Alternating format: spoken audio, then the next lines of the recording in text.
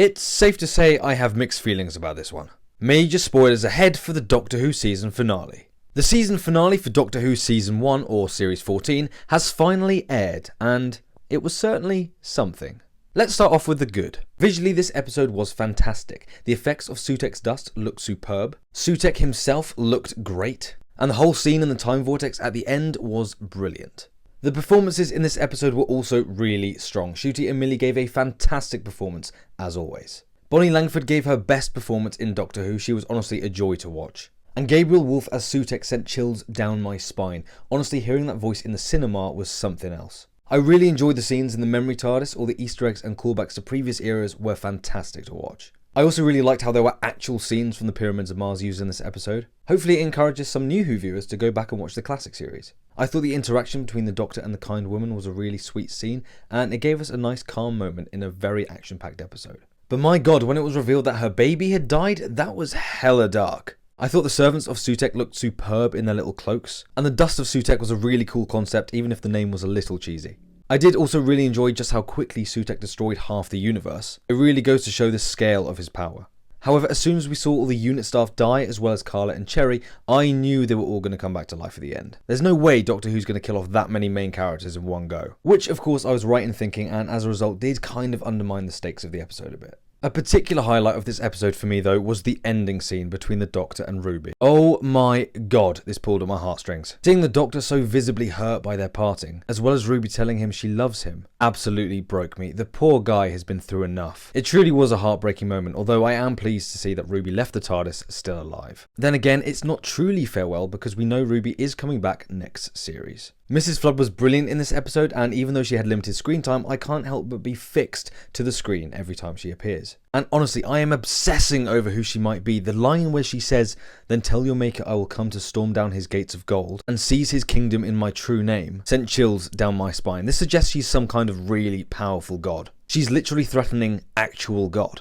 I also really want to know what plans she had in place just before she kicked the bucket. Although based on that ending, I'm certain we're going to find out next season. But seriously, I think Mrs. Flood could actually be like the god of stories or something. The fact that she broke the fourth wall and then was narrating the ending like an actual book really makes me think. Also, it was worth noting that it was actually snowing on the rooftop when she was there. So perhaps the snow could actually have something to do with Mrs. Flood and not Ruby. It's also worth noting that the big fur coat she wore was almost identical to that of the Fourth Doctor's companion Romana in the 70s. Surely not a coincidence. Either way, it's got me really intrigued as to who she could be. Perhaps she can manipulate reality to her will to shape her stories. Although, after the reveal of Ruby's mother this episode, I'm not getting my hopes up too much. Which leads me nicely into the things I didn't like so much about this episode. Starting off with the reveal of the mother. Oh my god, I'm still a little bit annoyed about this. Now don't get me wrong, when Ruby did reunite with her birth mother, it did give us some very touching scenes, and Millie Gibson gave an absolutely top-notch performance. The main issue I had was just how much the identity of Ruby's mother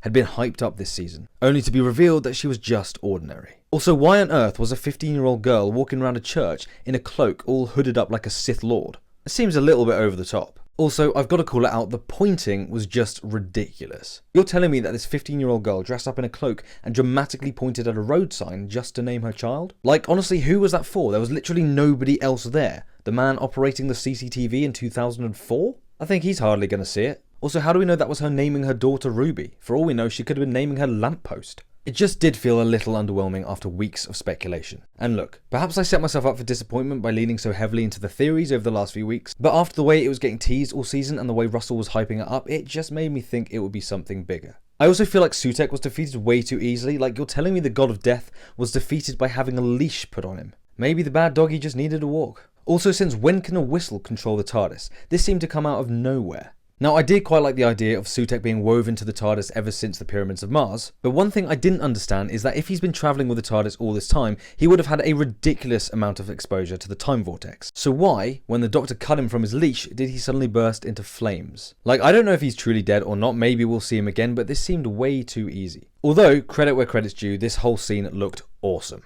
I was also quite disappointed at the end when the Doctor's granddaughter Susan didn't turn up. Like, I was convinced she was going to appear in this episode. After all the talk about Susan in this finale and the whole focus on family this season, it seemed like the perfect opportunity for the Doctor to seek her out and reunite with her. I just really hope she appears in a future season, otherwise it kind of feels like they're taking the mick. Now, it might look like I had a lot of issues with this episode, but don't get me wrong, I did still very much enjoy it. I think I just set myself up for disappointment by going in with way too high expectations. All in all, Doctor Who Empire of Death was a lot of fun, even though the ending was a bit underwhelming. Therefore, I'm going to rate Doctor Who Empire of Death a 7 out of 10. Not the worst episode in the season, but by no means the best. Let me know what you thought of Empire of Death in the comments.